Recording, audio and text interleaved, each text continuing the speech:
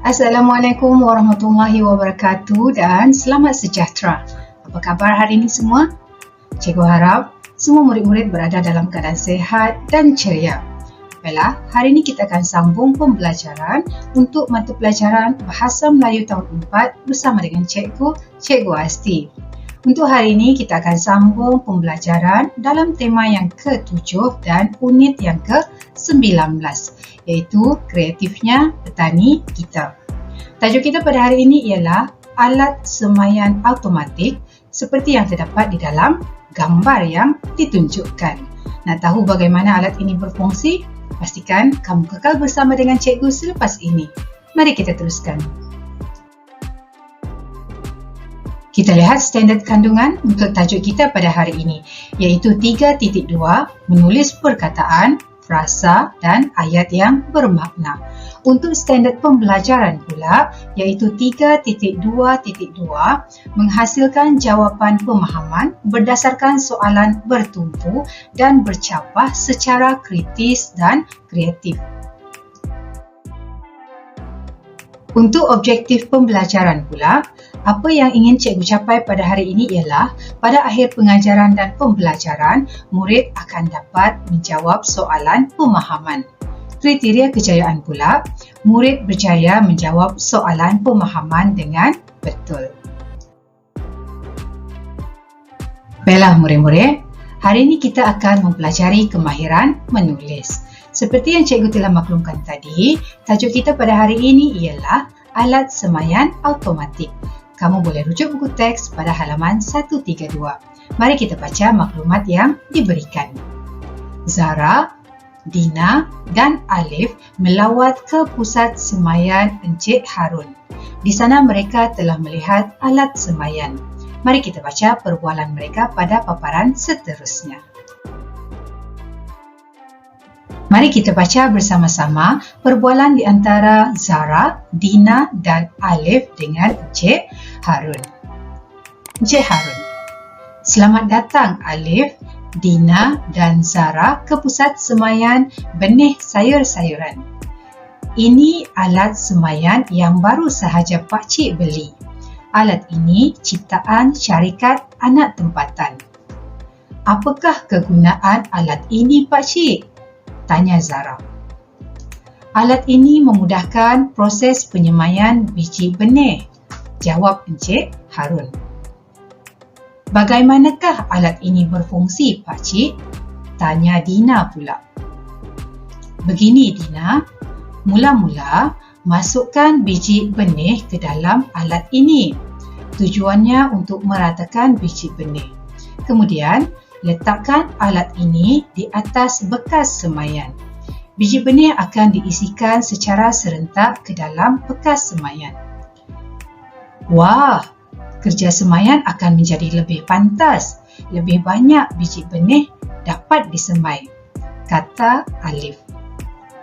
Betul Alif, jumlah pengeluaran sayur-sayuran daripada kebun ini juga akan meningkat. Nanti, bolehlah kita memetik sayur-sayuran di sini, kata Zara. Boleh Zara, jawab Encik Harun. Terima kasih Pakcik Harun, kata Zara. Boleh faham setakat ini murid-murid?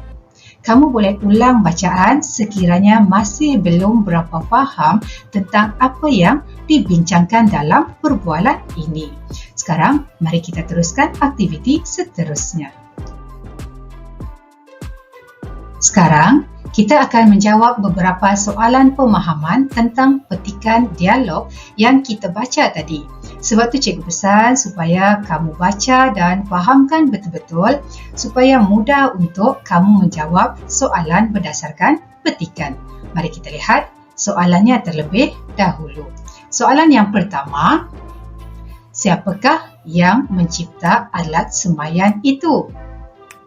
Soalan yang kedua, apakah kegunaan alat semaian itu? Soalan yang ketiga, nyatakan cara penggunaan alat semaian tersebut. Soalan yang keempat, mengapakah alat tersebut dikatakan dapat meningkatkan pengeluaran sayur? Dan soalan yang kelima, pada pendapat kamu, bolehkah alat ini mengurangkan beban kerja manusia? Mengapa? Mari kita bincangkan bagaimana untuk menjawab setiap soalan ini dengan cara yang betul. Untuk soalan yang pertama, siapakah yang mencipta alat semaian itu? Kita cuba cari jawapan daripada petikan dialog tadi. Di sini, cikgu berikan bahagian yang kita boleh rujuk untuk mencari jawapan kepada soalan ini. Perhatikan ayat yang cikgu gariskan. Ingat ya, kamu perlu menjawab menggunakan ayat yang lengkap. Contoh jawapan, alat semaian itu dicipta oleh syarikat anak tempatan. Maksudnya, kita ambil sedikit ayat daripada soalan. Boleh kan murid-murid? Kita lihat soalan yang seterusnya. Soalan kedua, apakah kegunaan alat semaian itu? Perhatikan bahagian jawapan yang kita boleh rujuk. Dan perhatikan juga ayat yang cikgu gariskan. Jadi, jawapannya adalah kegunaan alat ini adalah untuk memudahkan proses penyemaian biji benih. Nampak kan? Cikgu ulang sedikit ayat daripada soalan dalam jawapan.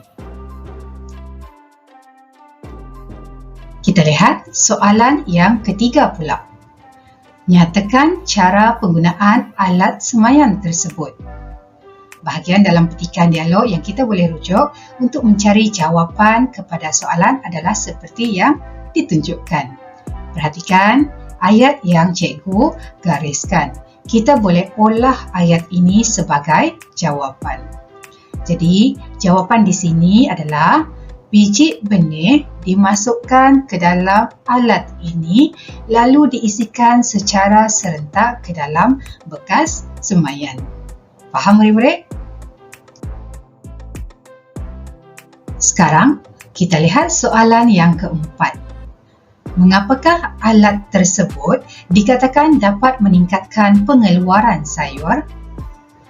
Kita lihat bahagian dalam petikan dialog yang kita boleh rujuk. Perhatikan ayat yang digariskan di situ. Jadi, contoh jawapan yang cikgu dapat berikan di sini ialah alat tersebut dikatakan dapat meningkatkan pengeluaran sayur kerana kerja semaian menjadi lebih pantas. Mari kita lihat soalan yang terakhir pula. Untuk soalan yang terakhir, pada pendapat kamu, bolehkah alat ini mengurangkan beban kerja manusia? Mengapa? Perhatikan pada soalan. Untuk soalan ini, kamu boleh memberikan pendapat kamu sendiri dan perlu nyatakan sebabnya. Maksudnya ada dua soalan yang perlu dijawab. Yang pertama, berikan pendapat dan yang kedua, nyatakan sebab. Boleh murid-murid? Baiklah, di sini cikgu berikan contoh jawapan. Kamu boleh mulakan ayat seperti ini. Pada pendapat saya, alat ini dapat mengurangkan beban kerja manusia kerana kerja penyamaian dapat dilakukan dengan mesin secara automatik. Nampak kan? Ada penggunaan kata hubung kerana di situ sebab kita nak jawab soalan yang kedua tadi iaitu mengapa. Boleh faham setakat ini murid-murid? Baiklah, nampaknya setakat ini dahulu pembelajaran kita untuk hari ini. Cikgu harap semua murid-murid boleh faham bagaimana untuk menjawab soalan pemahaman dengan cara yang betul. Oleh itu, sekian dan terima kasih daripada cikgu untuk perhatian yang diberikan. Semoga kita berjumpa lagi dalam video-video yang seterusnya. Bye-bye.